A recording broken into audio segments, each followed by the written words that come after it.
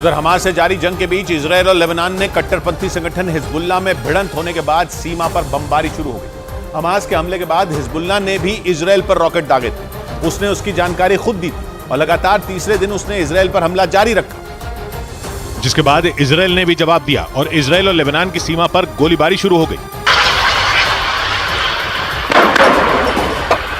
Rocket दागे जाने और धमाके की तस्वीरें भी आईं, जिनमें आसमान में कई रॉकेट दागे गए, जिन्हें देखकर लगा कि इजरायल और लेबनान की सीमा पर आतिशबाजी हो रही है। यानी एक तरफ इजरायल हमास से लड़ रहा है तो वहीं दूसरी तरफ लेबनान की सीमा पर हिजबुल्लाह से जंग चल रही है, जिसके एक नहीं कई वीडियो आए, जिनमें एक वीडियो हिजबुल्लाह ने जारी किया और दावा किया कि उसके रॉकेट इजरायल की बख्तरबंद गाड़ियों को उड़ा रहे हैं।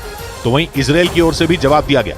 इजरायल की सेना ने बयान जारी किया कि लगातार तीसरे दिन उसने उत्तरी इजरायल में लेबनान के हमले का जवाब दिया, जिसका मतलब यह हुआ कि इजरायल की हमास के साथ साथ हिजबुल्लाह से भी जंग चल रही है। क्योंकि हिजबुल्लाह केवल लेबनान ही नहीं बल्कि इजरायल की सीमा से लगने वाले कई देशों में सक्रिय है। यही नहीं, इजरायल के सबसे बड़े दुश्मन ईरान से भी हिजबुल्लाह की दोस्ती है और वो इजरायल की उत्तर पूर्वी सीमा से लगने वाले सीरिया में बैठा है, जहां से ईरान लेबनान के कट्टरपंथी संगठन हिजबुल्लाह तक मदद पहुंचाता है। यही नहीं, हिजबुल्लाह के लड़ाके सीरिया की बशर अल असद सरकार की मदद करने के नाम पर इजरायल और सीरिया की सीमा पर सक्रिय हैं। रही बात लेबनान की, तो दक्षिणी लेबनान पर हिजबुल्लाह का ही कब्जा है, जहां से वो इजरायल पर अटैक कर रहा है। इसके अलावा फिलिस्तीन और जॉर्डन में भी हिजबुल्लाह के लड़ाके सक्रिय हैं, जिसका मतलब ये हुआ कि इजरायल के लिए हिजबुल्लाह हमास से बड़ा खतरा बन सकता है, क्योंकि हमास ने तो केवल गाजा पट्टी से हमला किया, लेकिन हिजबुल्लाह सीरिया, लेबनान, जॉर्डन और फिलिस्तीन, इन चारों देशों से इजरायल पर अटैक कर सकता है। और अगर ऐसा हुआ तो इजरायल और हमास की जंग से भी बड़ा युद्ध हो सकता है। क्योंकि हमास के हमले के बाद हिजबुल्लाह ने बिना देर किए हमास का समर्थन किया और अगले ही दिन उत्तरी इजरायल में रॉकेट दागने शुरू कर दिए।